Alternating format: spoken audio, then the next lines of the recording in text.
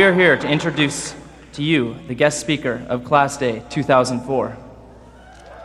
When considering the choice of this year's guest speaker, the senior class committee sought, above all else, to find an individual who would quench our thirst for knowledge, satiate our intellectual appetite, and send us forth into the world with a greater understanding of why we are here. An individual with such capacity is rare. I am, however, happy to announce to you that we have found him. And now, without further ado, ladies and gentlemen of the class of 2004, we present to you the host of The Ali G Show and leader of the West Staines Massive. We present to you our main man, Mr. Ali G.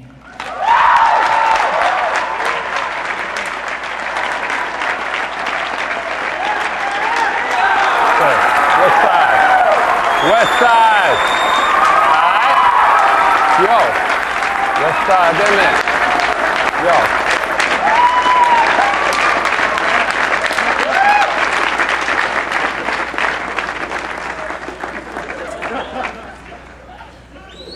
Easy now.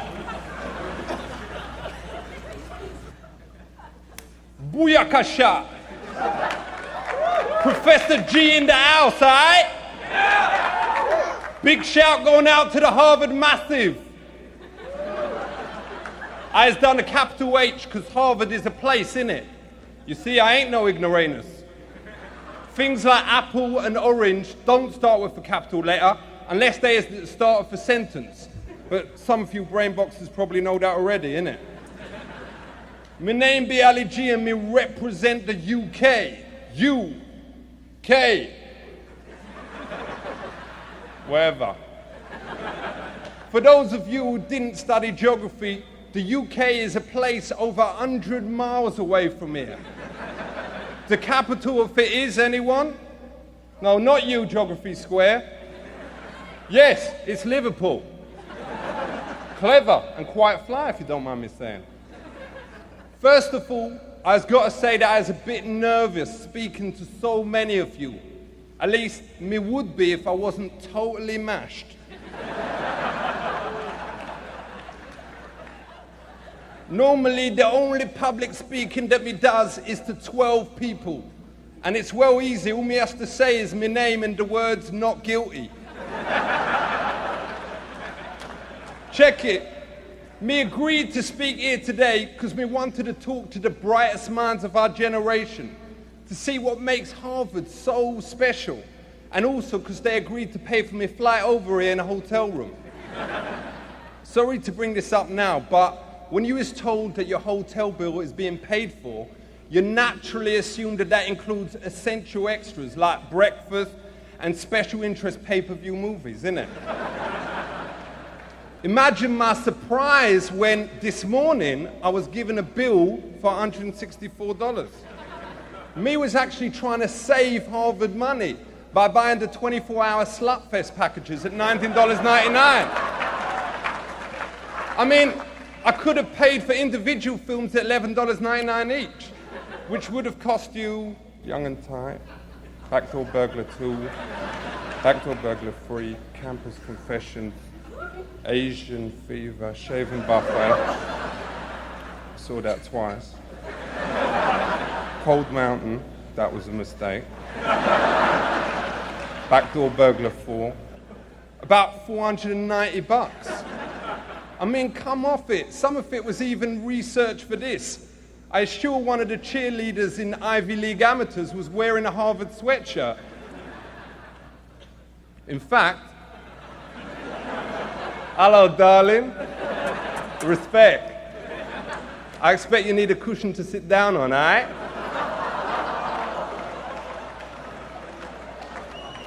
She's an artist. Anyways, I digest. It is a big honor to be asked here today. To think that so many great people has been educated here, like Lyndon Baines Johnson, or as him is known, JFK. Also, President George Clinton was here, innit, I think. And also the one before him, you know, and William Tell. Is he one of your lot? Probably, and some bloke with a hat. But most importantly, that really fit honey from Star Wars. If you was out there, me'd love to. Natalie, me is staying at the Best Western Hotel. He's got a really nice room, although since this morning, they must put a parental lock on the TV. As me stand here today, looking at all of you on your first day of university, me thinks of all the things me can offer you. Wisdom, experience, but most importantly of all, 22 ounces of the finest Moroccan chronic. Well, that is if the X-Lax works. To be honest, I usually go at 11 in the morning, but nothing there. In fact, me'd appreciate it if one of the medical students here wouldn't mind taking a look. Don't worry, it's clean as a whistle. You could eat your lunch off it. In fact, my Julie has. I know you don't mind that kind of thing, does you? Respect. Hear me now. You is the most cleverest of students in America. Some of you is probably brilliant at counting. You know, 1, 2, 3, 4. I could go on, easy. Others of you will be brilliant at English. I've memorized the entire alphabet, A to X. And even be able to spell words like hippopotamus. Incredible. I is also well clever. Me was so brainy that me finished my education 6 years before any of you at the age of 15. Even the teachers admitted that there was nothing else that them could teach me. You students, you has come here from every corner of the US. From the rainforest of Arizona to the deserts of Alaska. Some of you has probably never even seen a black man before. Hello. There is all types of people here, and it's fantastic to see that Harvard is finally letting so many women. A lot of you is probably feminists, or as we call them in England, lesers. I agree with you. Relationships should be brought into this, the 20th century. You women out there shouldn't have to do the cooking and the cleaning when you come home from work. You should do it before you leave in the morning, innit? Also, you women should only have to do half the housework. It's only fair that your mum should do the other half, innit? But more importantly, it's wicked that in Harvard, young women and men gets to learn so many amazing subjects. Some of you here will have been studying medicine. That knowledge comes with a lot of responsibilities. Remember, doctors is well powerful people. You can give life, you can cure disease, and you can ask to see a woman's without getting slapped. For those of you studying history, you probably learned enough about the presidents, like who was Jefferson, and what did Lincoln give America, apart from the town car. Some of you is the best legal students in the country. You would know without even having to think about it, how to get someone off a charge of possession. And if any of you do, then room 204, Great Western. Best Western, innit? Just do me a favor, put your ear to the door and don't come in if you hear me shouting, Natalie, play with me lightsaber. You was well happy you was brought your grandparents, innit?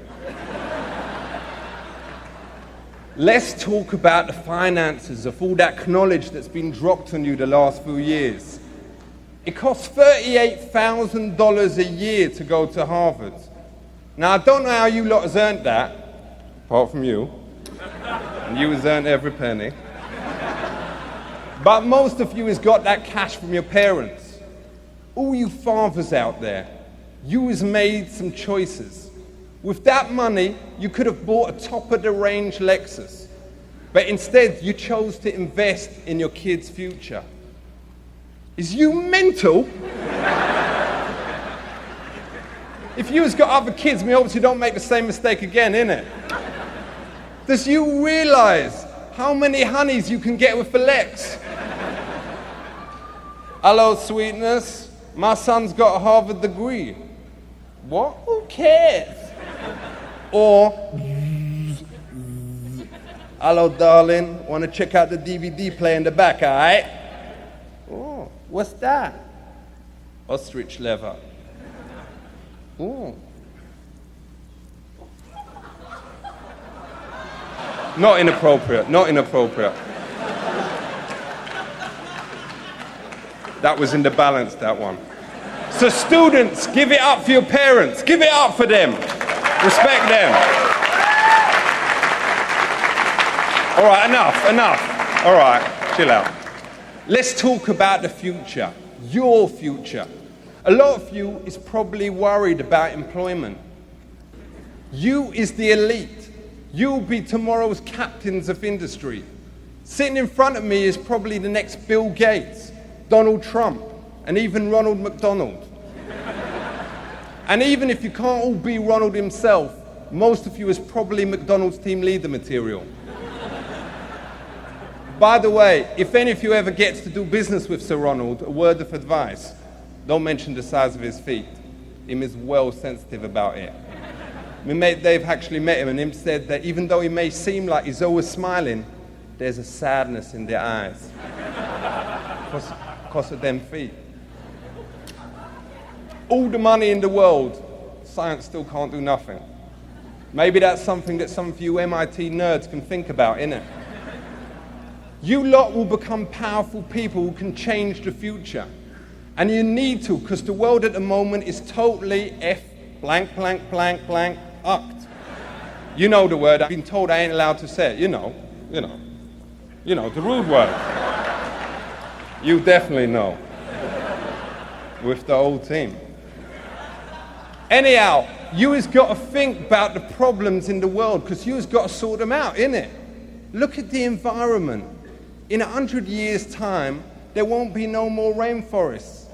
The ice caps will have melted. Look at the state of family today. Girls is having sex at younger ages. There's an increase in absentee fathers, and more people is having affairs. But we shouldn't just concentrate on the good things.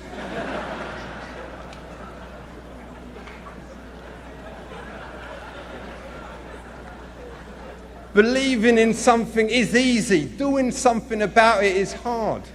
Actions speak louder than birds. You has all got great potential to become great Americans. And remember, America is the greatest country in the whole world. Apart from Jamaica. And Holland. Oh yeah, and Thailand, because you got all the girls, you know. And probably some others, but you was definitely in the top 20. You people is the future. You has the chance to change the world, to actually improve the lives of people.